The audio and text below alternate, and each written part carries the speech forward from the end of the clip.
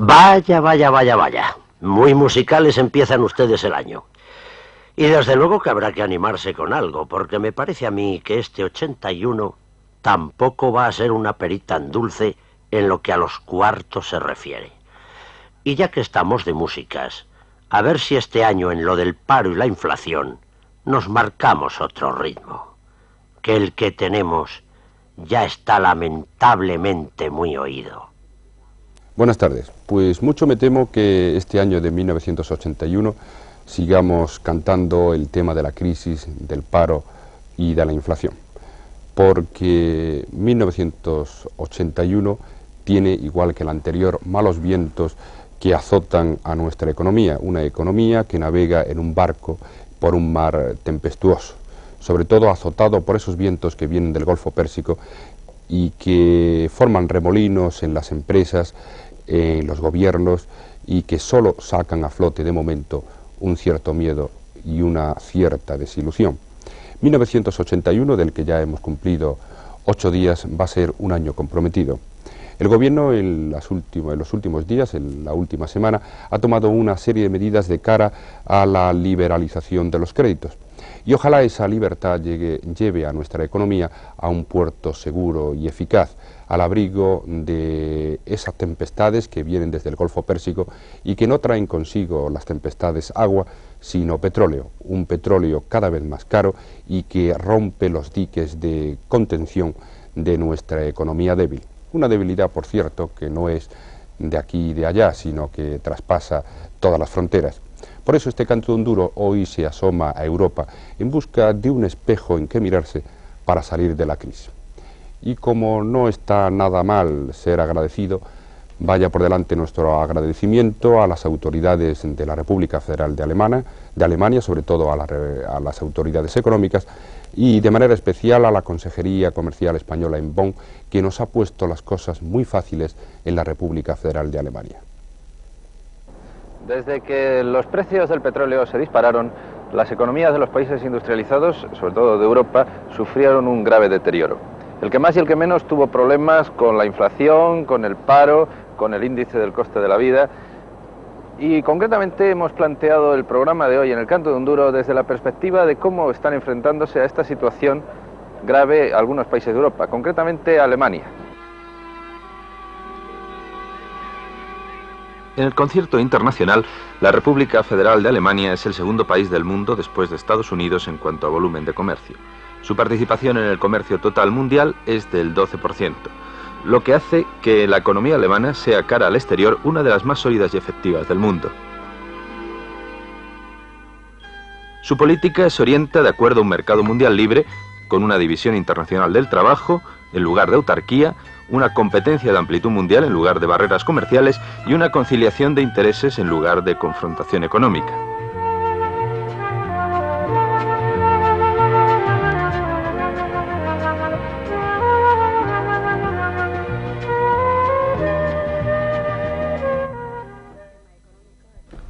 Un sistema económico, el de Alemania Occidental, que indiscutiblemente ha dado muy buenos resultados, pero que tampoco se ha podido librar de la crisis, ni de las tremendas consecuencias de la repetida escalada de los productos energéticos. Y es que, pues, de una forma o de otra hay que pagar la factura del desarrollo y hay que hacer muchas cosas para sacar adelante las cuentas del petróleo.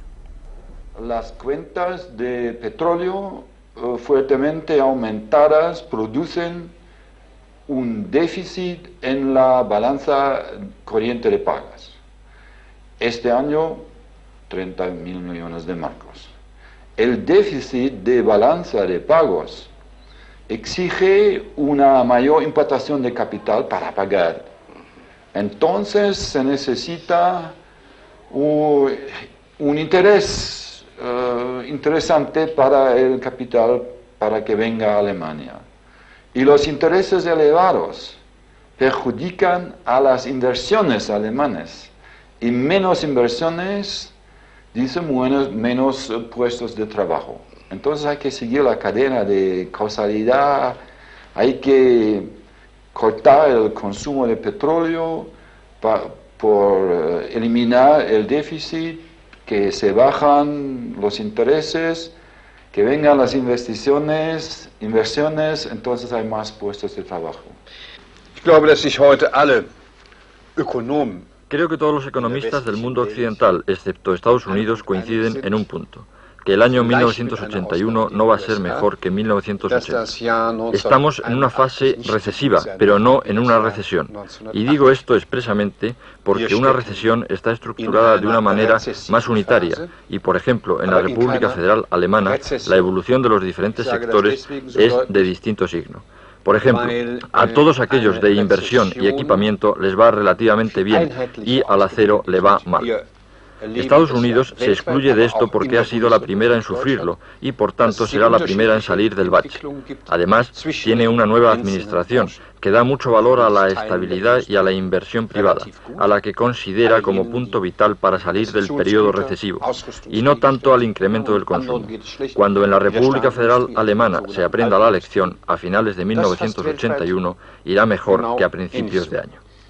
Bien, esperemos que se cumpla ese optimismo para la segunda parte de 1981 y a ser posible que no se cumpla solo en Alemania, porque toda Europa tiene problemas, unos más que otros, pero nadie se libra, porque como muestra ahí tenemos los siguientes datos. Para los países industrializados, el año pasado supuso un crecimiento cero, un déficit en la balanza de pagos de más de 75.000 millones de dólares y, lo que es más lamentable, unos datos, unas cifras que indican más de 20 millones de parados. La situación económica por la que atraviesa la Gran Bretaña puede considerarse como la suma de dos crisis.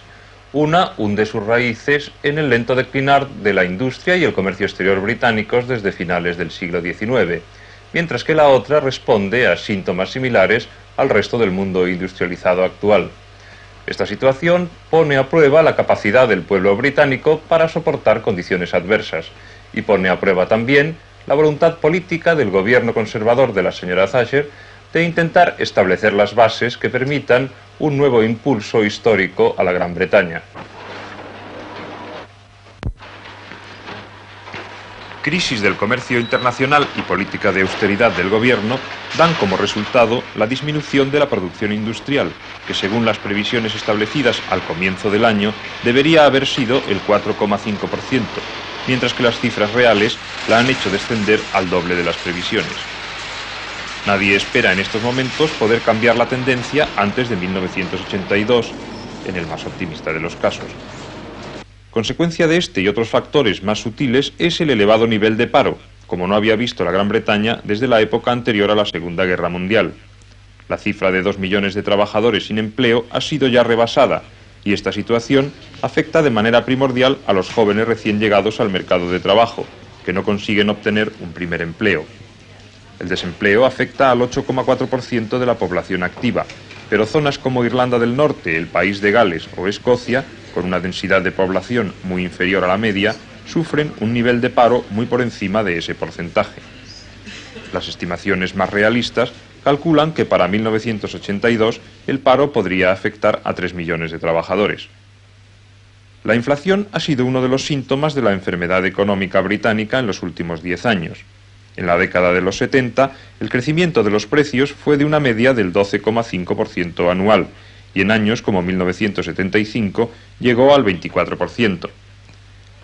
Para intentar cambiar el curso del declinar de la economía británica, el gobierno conservador se ha propuesto conseguir el control de la inflación mediante una política de liberalización de los controles estatales, desnacionalizaciones de ciertas actividades y un riguroso control de la oferta monetaria y del gasto público. Los drásticos cortes en el gasto público implican una deterioración de ciertos servicios sociales, como la medicina, la enseñanza o los transportes colectivos. Los pensionistas pagan impuestos y se calcula que unas 100.000 familias no dispondrán de medios para encender sus calefacciones este invierno. Los trabajadores han visto incrementada su aportación a la seguridad social, lo que compensa la ligera disminución de impuestos acordada por el gobierno conservador en cumplimiento de promesas electorales. Los trabajadores de amplios sectores de la industria y los funcionarios públicos se han visto necesitados de aceptar incrementos de sueldo inferiores a la tasa de inflación. La situación de las empresas no es mucho más brillante.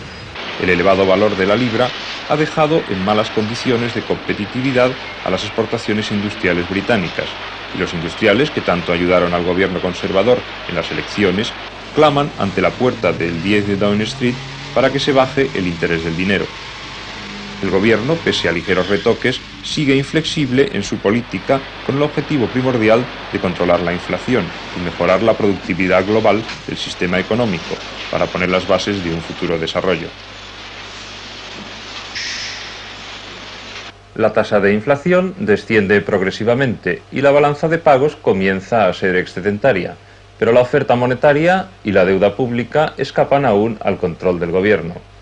La tierra prometida parece cada vez más lejana, aunque el holgado margen del que dispone la Dama de Hierro en el Parlamento y los años que aún le quedan de vida parlamentaria hacen que el éxito o el fracaso de su política sea aún una incógnita que el tiempo y el pueblo británico deberán despejar. Pues sí que están bien los de la rubia Albión. O sea que la señora Thatcher, esa que va siempre tan pulcra y repeinada, tampoco ha resuelto gran cosa. Y a los vecinos de aquí arriba, ¿qué tal les va el asunto económico? El pulso de la economía francesa se toma indudablemente como la de todos los países desde este castillo, el castillo de la Muette, aquí en París, donde los países de la Organización de Cooperación y Desarrollo Económico establecen sus previsiones a largo plazo. Este año Francia se va a enfrentar con un año muy difícil. Para empezar, Raymond Barre ha pronosticado que va a ser difícil poder conservar el poder adquisitivo. Por otro lado, el presidente Giscard estima que la economía solamente alcanzará 2,2 puntos. Y un país que tiene en estos momentos 1,5 millones de parados y que se enfrenta, por si fuera poco, con un año electoral. Hace unos días, el primer ministro Raymond Barre declaraba en el curso de una reunión con el gabinete ministerial que respecto al alza de precios y de salarios se habían alcanzado cotas que no se debían superar y que el gobierno actuaría en consecuencia.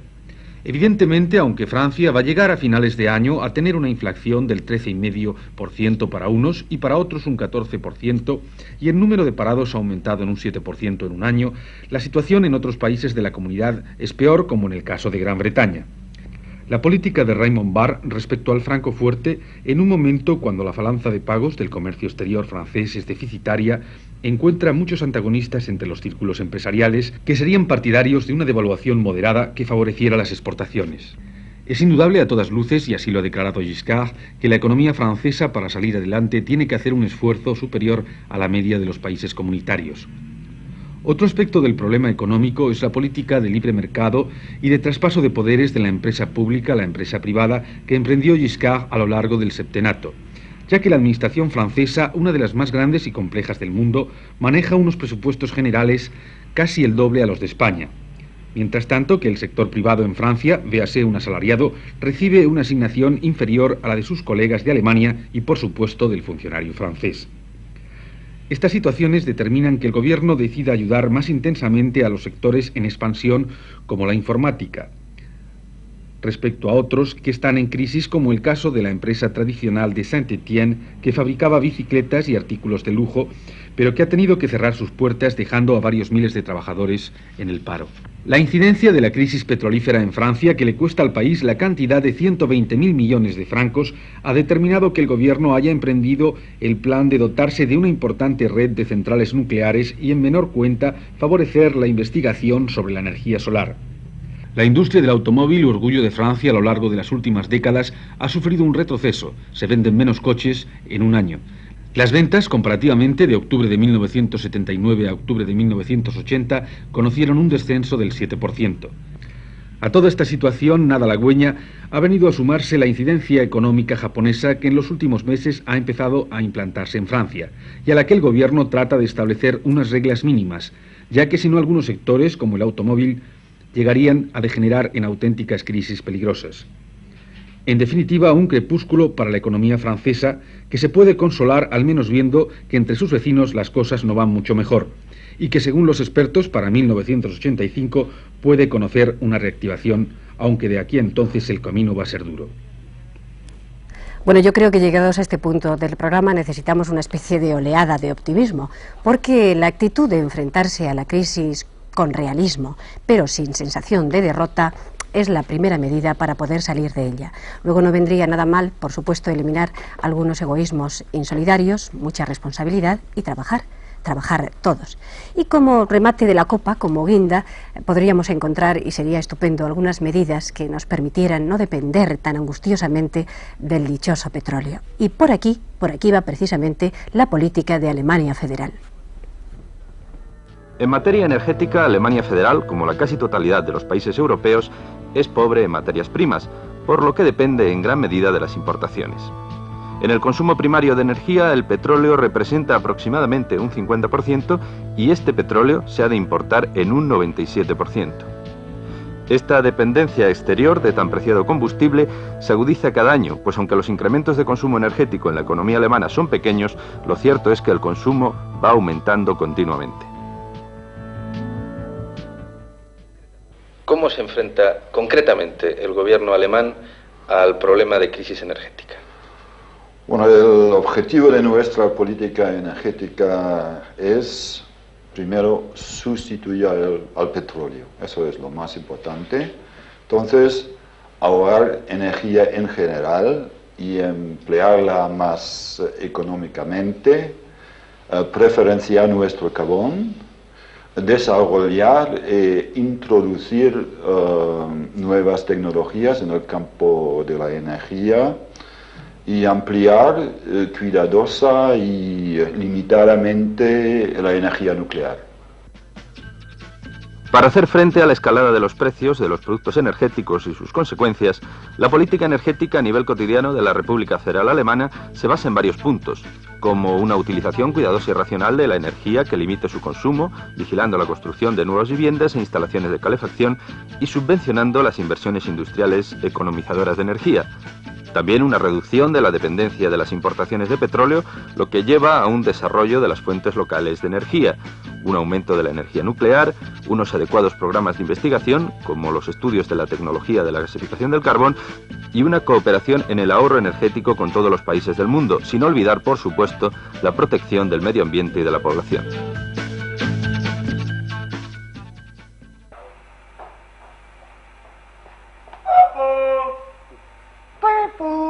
Hola, 1XX2. El cartero galáctico acaba de traer un mensaje de 1X1X, nuestro espía en el planeta Tierra.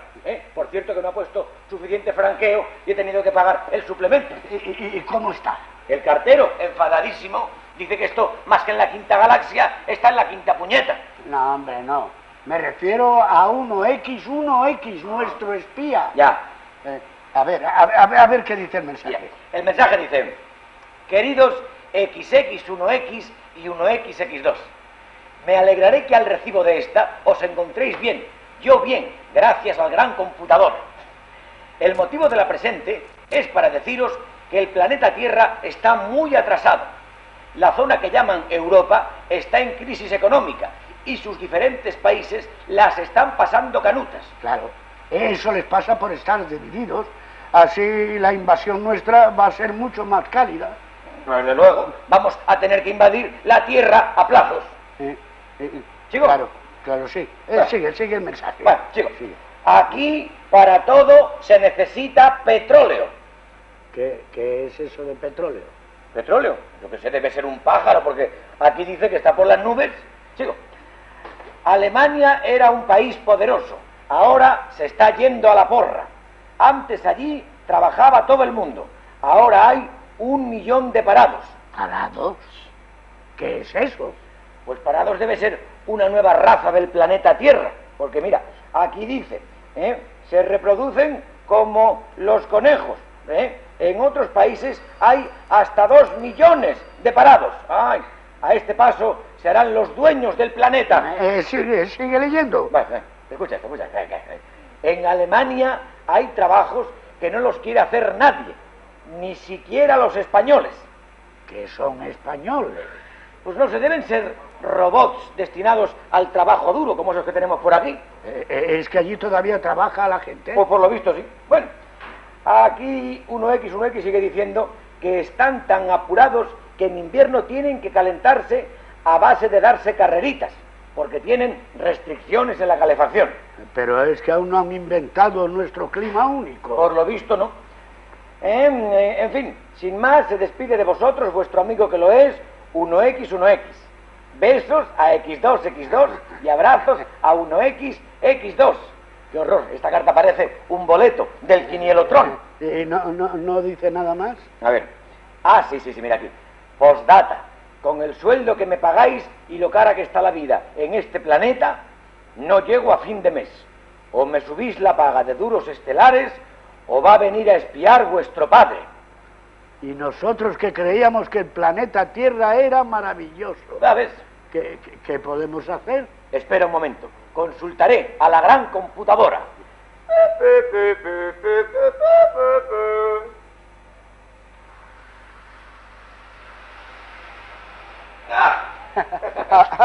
A ver qué dice. Dice, con la escasez de energía y el aumento de su paro, recojamos al espía e invadamos otro lado. Ciertamente a veces hay que poner al mal tiempo buena cara, porque lo que está claro es que las dificultades económicas están ahí mismo. Nadie duda de que el lobo está ya entre el rebaño y, por supuesto, los países tratan de desembarazarse de él. Entre las varias medidas adoptadas por los países occidentales está el resurgimiento de la política monetaria como uno de los principales instrumentos para tratar de conseguir una situación de equilibrio, de estabilidad, tanto interior como exterior. El marco alemán ha sido en los últimos tiempos la moneda más estable y fuerte del concierto financiero internacional. Un ejemplo de actuación de firmeza monetaria que varió últimamente con lo que algunos han llamado el efecto Reagan, que afectó a la paridad del dólar marco. Pero parece que el marco tiene un buen futuro en 1981. Es gibt in der Tat in manchen Zeitungen. En algunos periódicos hay rumores y comentarios sobre la fortaleza o debilidad del marco alemán. La realidad es que el marco alemán ha estado en 1980 bajo cierta presión, al menos temporalmente, en el mercado de divisas. Esto ha sido motivado en primer lugar por el alto déficit de la balanza comercial de la República Federal Alemana y en segundo lugar por el desarrollo del tipo básico de interés en Estados Unidos. En este sentido, podríamos decir que la debilidad del marco es de la fortaleza del dólar. El marco alemán se ve más afectado que cualquier otro tipo de valor por las alteraciones en la cotización del dólar, ya que muchas transacciones en marcos conducen a transacciones en dólares. Por este motivo, en 1980, el marco subió y bajó según cómo se moviese el dólar. Para el futuro no soy pesimista. Creo que el marco continuará siendo un valor sólido porque los fundamentos básicos de la economía hablan a favor del marco. Además, tenemos la tasa de inflación más baja de los grandes países industrializados. Sin embargo, tenemos que establecer una mejora en la competitividad de nuestra economía respecto a nuestros competidores extranjeros, ya que el marco en realidad el año pasado no se ha revaluado de forma notoria. Por su cotización corresponde al tipo de cambio que teníamos en 1973. Yo creo que podemos mejorar otra vez, lo que conduciría a una revaluación del marco que continuará siendo un valor sólido y estable. El Banco Federal Alemán hará todo lo que esté a su alcance para defender este objetivo. Desde el punto de vista laboral, las salidas a la crisis pasan por unas medidas de contención salarial, según los institutos de investigación económica. La moderación salarial parece la vía para conseguir en el segundo semestre de este año un crecimiento que compensa el descenso que se prevé para los 6 primeros meses de 1981. Sería la primera vez desde 1950 que Alemania sufriría una recesión económica. El papel a jugar por los poderosos e influyentes sindicatos alemanes parece ser que será de cautela y responsabilidad, lo que solo haría incidir en el tradicional espíritu laboral alemán, donde las tasas de productividad son de las más altas del mundo, si exceptuamos en estos momentos Japón, y donde las horas de trabajo perdida por huelga son prácticamente inexistentes. Está claro, o nos salvamos todos o no nos salvamos ninguno. Esto es algo de lo que debemos tomar conciencia todos, la administración, los empresarios, los trabajadores, todos. Y además hay que trabajar con energía y con eficacia. No están los tiempos para paños calientes. Esto es algo que ha debido entender perfectamente Alemania Occidental porque por ahí ha orientado su política económica que pretende llevar a cabo. La política económica del gobierno federal tiene que tener en cuenta la desfavorable evolución de la balanza corriente de pagos alemanas y la política financiera debe perseguir al mismo tiempo una limitación de la deuda nacional. Por eso suprimiremos ante todos las subvenciones que favorecen el consumo de energía. Al objetivo del ahorro de energía se dirige también el aumento del impuesto sobre el petróleo, como yo he dicho. El presupuesto nacional aumentará en el año 81 solamente 4%, con un déficit de 27.000 millones de marcos. El gran problema que ha traído a los países industrializados de Occidente la constante escalada de los productos energéticos es sin duda el paro. Hasta ahora Alemania iba sufriendo el aumento del desempleo dentro de unas cifras aceptables. Incluso en 1979 consiguió reducir con respecto al año anterior el número de parados en más de 100.000 personas. El año pasado, en 1980, los desempleados eran unos 876.000. Para este año, las previsiones de los 5 principales institutos alemanes dedicados a la investigación económica son de que el paro afectará aproximadamente a 1.100.000 trabajadores. Las cifras de paro en Alemania, con comparación a España, son relativamente soportables, sobre todo si tenemos en cuenta que la población de Alemania Occidental es de 61,5 millones de habitantes. En cualquier caso, en este país se da curiosamente un alto porcentaje de puestos vacantes. Concretamente, en 1979 había 304.000 puestos de trabajo que no quería ocupar nadie. Eran quizás estos trabajos que en las épocas de las vacas gordas ejercían los emigrantes, entre ellos los españoles, que en la década de los años 60 llegaron en gran cantidad a Alemania y que en 1972 casi contabilizaron 190.000 puestos de trabajo. A partir de ahí, la economía alemana empieza a disminuir sus ofertas de trabajo a extranjeros y el número de migrantes españoles en Alemania ha ido disminuyendo, hasta estabilizarse en las cifras de poco más de 87.000 puestos de trabajo ocupados por los españoles en este año. Menuda historia la de los emigrantes españoles por Europa. ¿Cuántos dijeron aquello de «Vente a Alemania, Pepe»? ¿Cuántos sufrieron lo indecible para intentar comprender otras lenguas y otras costumbres? Para acostumbrarse, valga la redundancia, a otros climas.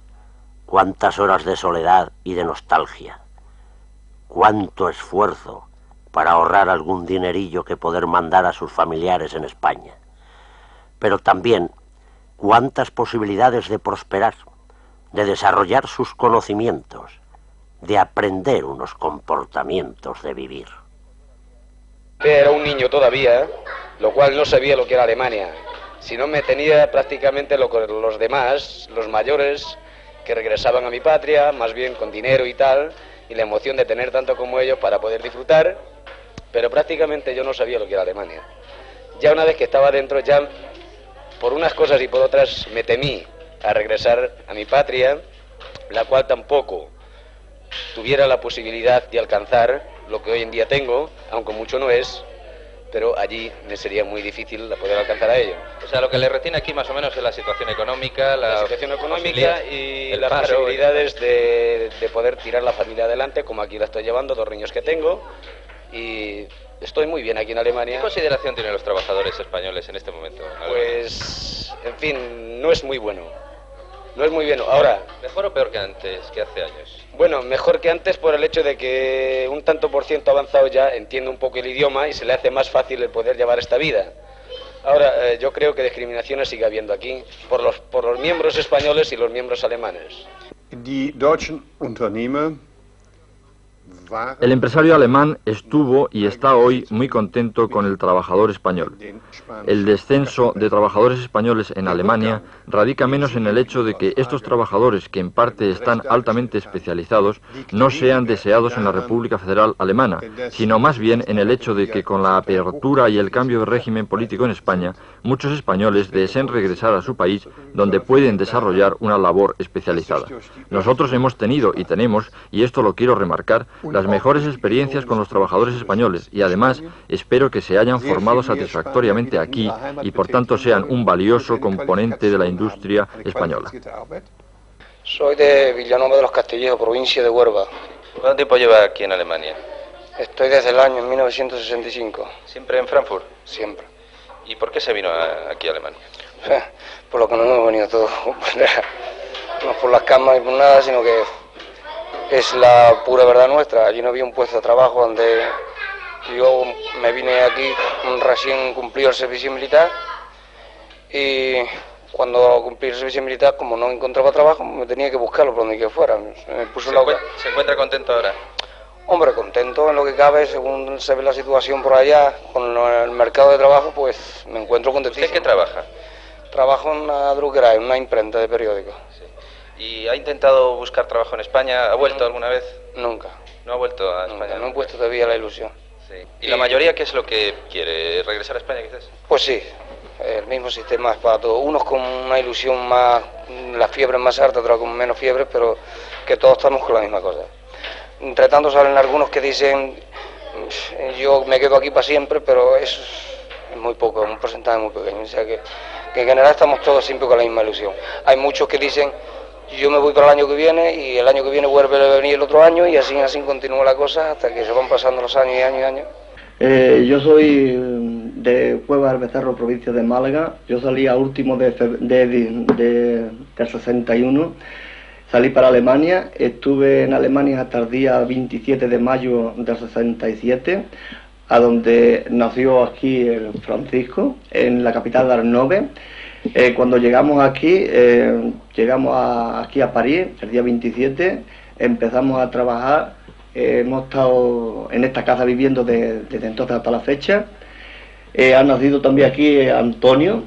Somos una familia europea. Podemos decir que somos auténticamente europeos, somos españoles, alemanes y franceses.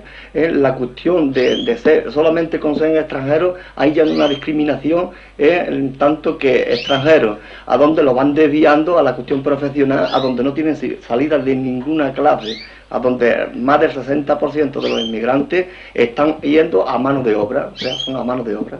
Yo echo de menos de España la vida como se vive allí y, o sea, los que nos rodean, más bien mi familia, claramente están, me gustaría estar con ella, pero en fin, lo demás, el idioma también lo extraño mucho porque aunque quiera que, aquí habla muy bien el alemán, pero muy bien, pero no se puede desempeñar como se desempeña en un propio idioma.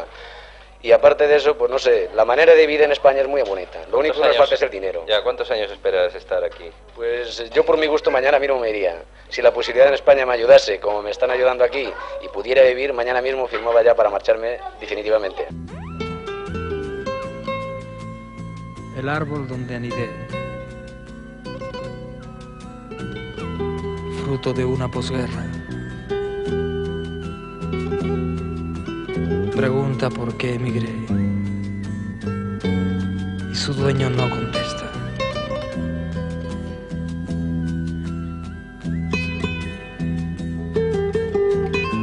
Tres besos en el andén y un apretón de manos. 2 semillas de mi ser